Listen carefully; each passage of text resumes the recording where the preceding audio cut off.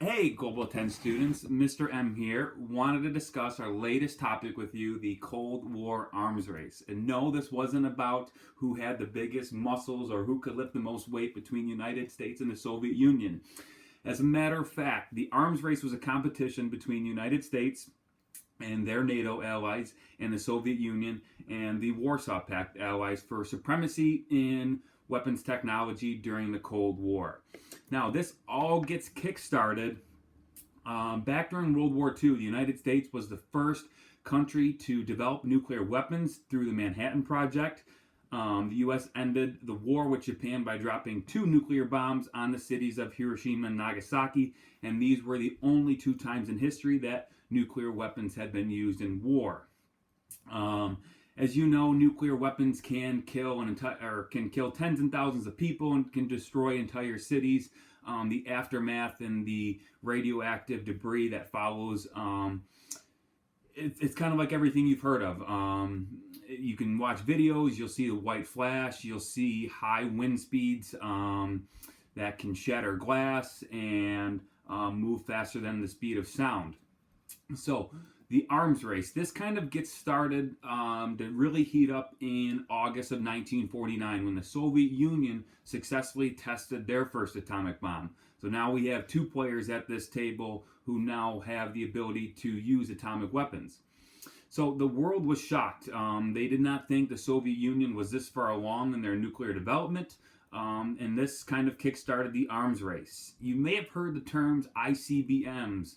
In the 1950s, both countries worked on developing intercontinental ballistic missiles, also known as ICBMs. These missiles could be launched from long range as far as 3,500 miles.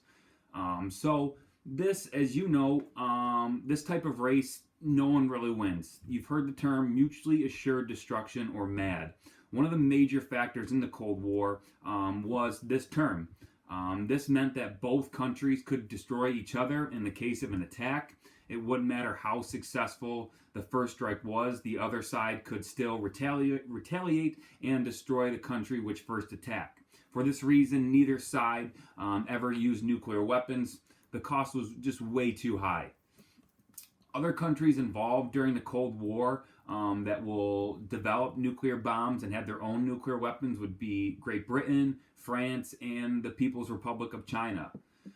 The arms race will kind of take a halt and kind of slow down in the early 1970s when both sides realized that someone had to give here. The 2 sides began to talk, to take softer lines towards each other, and the easing of relations, which we'll get to later in the week, as known as détente. So in order to slow down the arms race, the countries agreed to reduce their arms through the SALT treaties.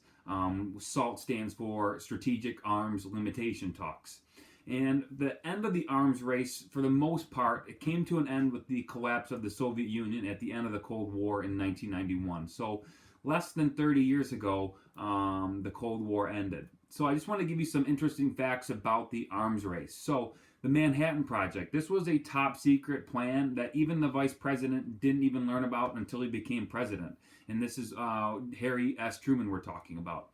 However, the Soviet Union leader Joseph Stalin, spies were so good, he even knew about it. You may have heard of the U.S. B-52 bomber. This could fly 6,000 miles and deliver a nuclear bomb.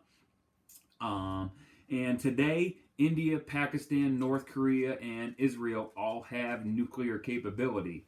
So a lot of countries have caught up with our 2 superpowers. Just want to check in with you on this Tuesday night. Hope all of you are well, working on all of your assignments to stay caught up, because in the end, we are looking for effort. If you try and put your best foot forward, you will succeed in all of your classes and be moving on to 11th grade. I hope all of you are well and safe, and I can't wait to see you soon.